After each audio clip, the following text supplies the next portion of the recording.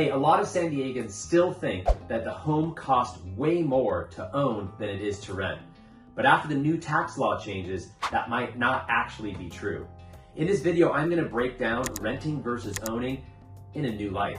You see, after those new tax law changes, some people might be able to unlock over $2,000 per month in tax savings, which can be put towards your mortgage payment, making homes oftentimes more affordable to own than it is to rent.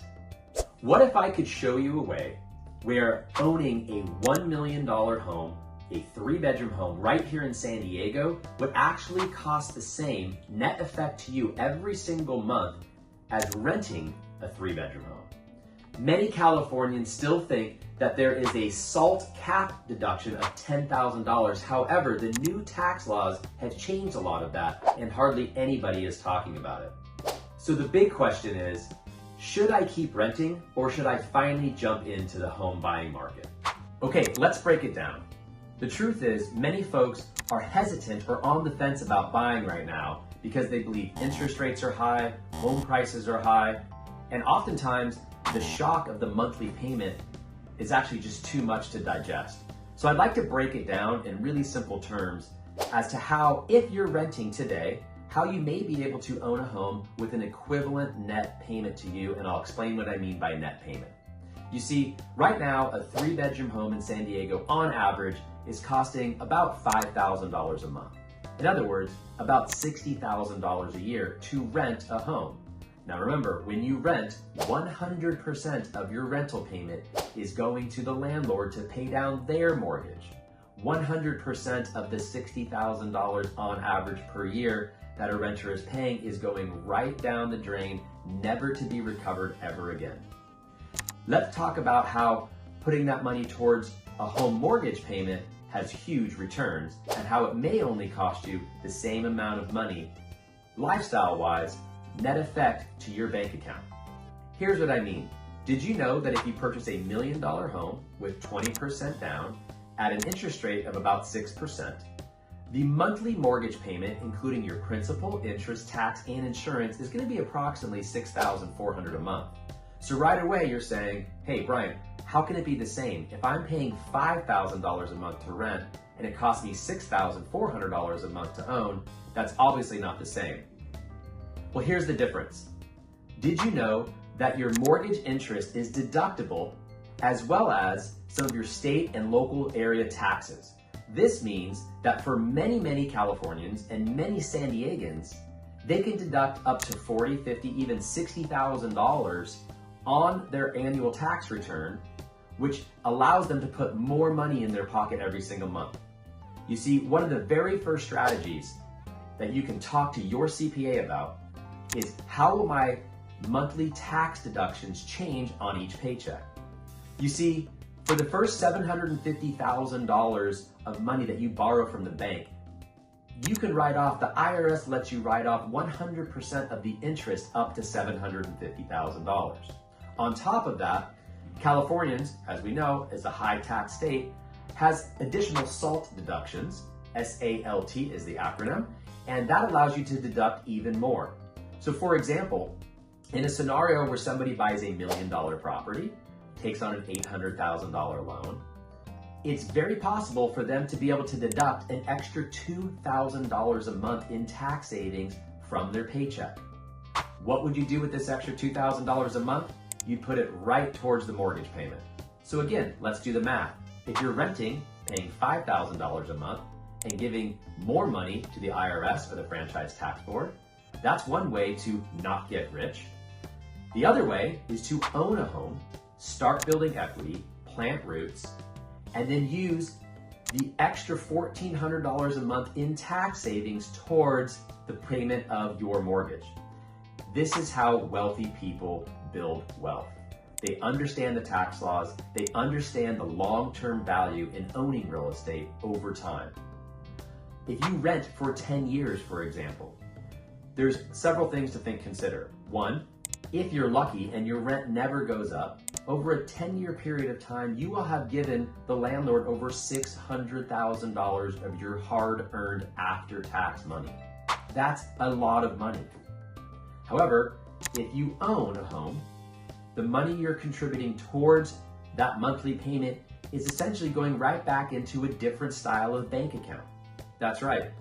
Every single month, when you're making your mortgage payment over a 10-year period, yes, there may be $3,000, $4,000 a month going towards interest, but there's still $1,000, $2,000, even $3,000 a month going back towards principal reduction, going back towards your wealth and your equity. So rather than just blowing $60,000 a year, what if using a home actually helped you save another $25,000 a year in actual wealth, not to mention the long-term capital appreciation that people see in ownership of real estate?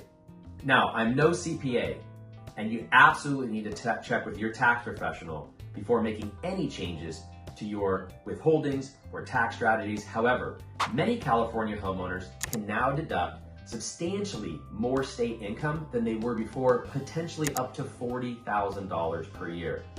This makes owning a home a great tax strategy for netting more money every single month from your paycheck and building long-term wealth. The beauty about owning real estate is that you can fix your payment for 30 years. Once the payment is there, you can say that it won't go up, although, caveat, property taxes do go up slightly every year. So yes, there could be a slight increase to your fixed monthly payment due to property taxes, but the amount of principal and interest you pay is a fixed dollar amount for the life of the loan. That is a great hedge against inflation because you get to pay back today's mortgage with tomorrow's dollar, tomorrow's inflated dollar, which means that over time, today, let's say you took on that payment of $6,400 a month. It may feel like a lot, but I can promise you in 10 to 15 years, $6,400 won't feel the same. It'll feel like a much smaller amount due to inflation. Also, there's of course the benefit of appreciation. We talked about that a moment ago. In San Diego, homes have appreciated at an average of over 5% every single year. Imagine earning 5% on $1 million year over year over year compounded. What does your financial life look like 10, 15, even 20 years from now? I say one cannot afford not to own. Renting is not a long-term wealth strategy. The equity growth matters, and you're subjecting yourself to rising rents when you stay stuck in that rental cycle. Listen, moreover, San Diego has, zoning restrictions, it has limited buildable land, as we just mentioned, and most importantly, it just has a high demand lifestyle market. People want to be in San Diego. That's why they choose to own here. That's why they choose to rent here. That's why they choose to vacation here. Ultimately, there's so many beautiful central locations in San Diego where you can still find a home for $1 million or less. Listen, homeownership does more than just build equity, which this is not just a financial conversation. It's a conversation regarding stability for your kids, choice of school, customizing your home to your particular lifestyle, possibly using your home as additional rental income by building an ADU. Now, I know that's controversial, that single-family home neighborhoods are for single-family homes, and yet with just one single ADU, you can offset your mortgage costs, help with retirement by renting that ADU, or providing for additional housing for your growing family, your growing children. Of course, if you're a pet owner, you know it can be really difficult to find a rental.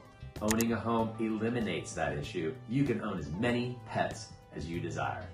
Of course, the best part about owning real estate is you build long-term roots in the community, long-term roots of stability for you and for your loved ones. At the end of the day, it's been my experience that the people who regret owning in San Diego are those who sold their home too early. The people who also regret are the ones who wait and wait and wait. They wait for interest rates to go down, they wait for home values to go down, and at the end of the day, 3, 5, 7, 10 years later, almost always I hear people say, I wish I would have bought sooner. Is it your time to buy?